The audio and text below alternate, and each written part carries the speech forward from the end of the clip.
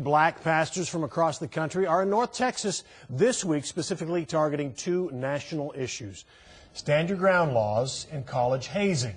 Fox 4 Sean Rabb is here with more on what they're trying to do. Sean. Yeah, Steve, you know, the last few years we've heard a lot about deaths attributed to hazing on college campuses.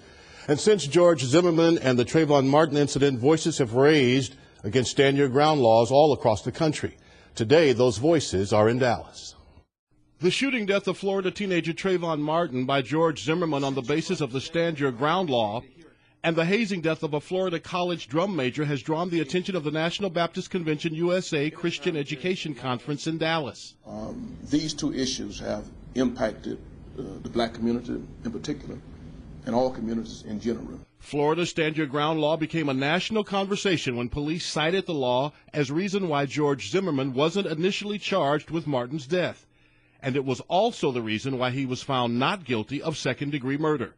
The self-defense law allows deadly force with no duty to retreat. TV Judge Glenda Hatchett joined the National Pastors Task Force to say stand your ground needs to be amended or repealed. If I can leave the situation and get myself out of harm's way, then I ought to move. Amen. I should not stand here and say I'm not moving, and I'm going to shoot you and you're unharmed. The other plank in the Pastors Task Force, hazing.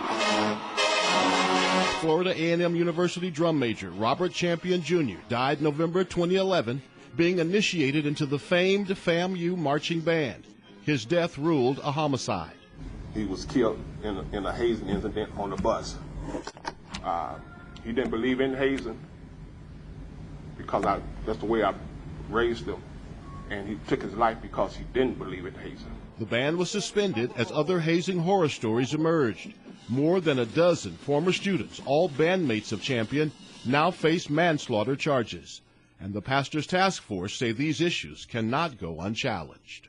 And the black pulpit, the black preachers, must find our moral voice to stand up what is right.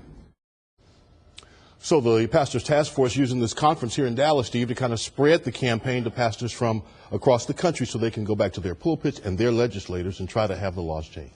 I am curious. They're here in Texas, but are they targeting Texas? We have castle doctrine, not stand your ground laws. Are they talking about Texas too, or is it more just get a national message and they just happen to be here? Well, they happen to be here, pastors from across the country. The stand your ground law is different from the castle doctrine, yeah. Quite different, in fact. But again, because they're all here, they send the message here and take it back to their local communities. There are some 23, I believe, stand your ground laws across the nation. And I assume so church pastors here will be, motivated to do it locally too?